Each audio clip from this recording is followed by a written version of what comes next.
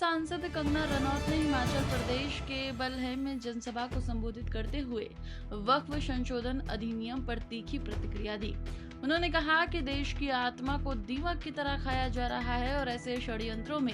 वक्फ board भी शामिल है। कंगना ने अपने भाषण में इतिहास, राष्ट्रवाद और वर्तमान व्यवस्था को लेकर भी जोरदार बातें कही।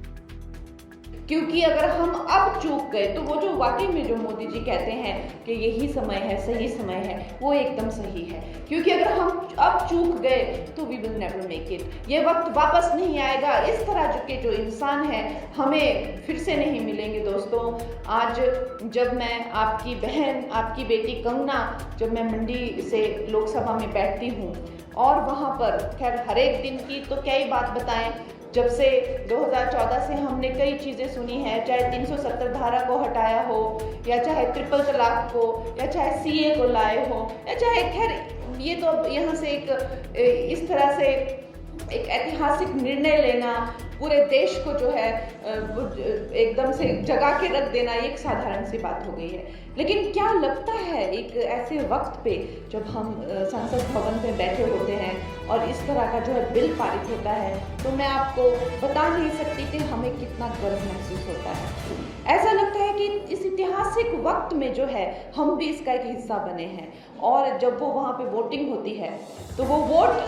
कमरा लॉक हो जाता है, पूरा हॉल को लॉक किया जाता है और कोई भी सांसद बाहर नहीं जा सकता, वहाँ से आप हिल नहीं सकते, क्योंकि आपकी इतनी महत्वता होती है और आपको बार बार बोला जाता है कि कहीं मत जाना, आपका वोट है और ये बहुत ही ज़्यादा ज़रूरी है। तो जब हम वो वोट दबाते हैं वो मशीन में और अपना समर्थन देते हैं इतने ऐतिहासिक बिल को, जो सोचिए जो भारतवर्ष की आत्मा को दीमक की तरह खा रहे हैं, कैसे कैसे षड्यंत्रों से करके वक्फ बोर्ड हो गया, ये न जाने ऐसे कैसे कितनी षड्यंत्र हैं। लेकिन अगर आप देखें तो वक्फ बोर्ड क्या, जितने पाकिस्तान बन जाए उतना एरिया जो है हड़प कर रखा हुआ है, जब्त करके रखा हुआ है। और अगर इनको कुछ कहते हैं तो कहते हैं कि हम तो सड़कों पे आ जाएंगे, हम खूनो खून कर देंगे, तुम बताओ क्या करोगे। और आप देखेंगे अमित शाह जी ने उस दिन जब वो बिल पारित किया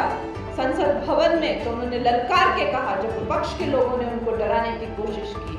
कि जो है हम देखते हैं तुम कैसे पारित करते हो, तो उन्होंने ललकार के कहा कि आओ मैं देखता हूँ कौन कैसे तुम सड़क पे उतरोगे और कैसे तुम खूनो खून करोगे। इस तरह के हमारे नेता हैं,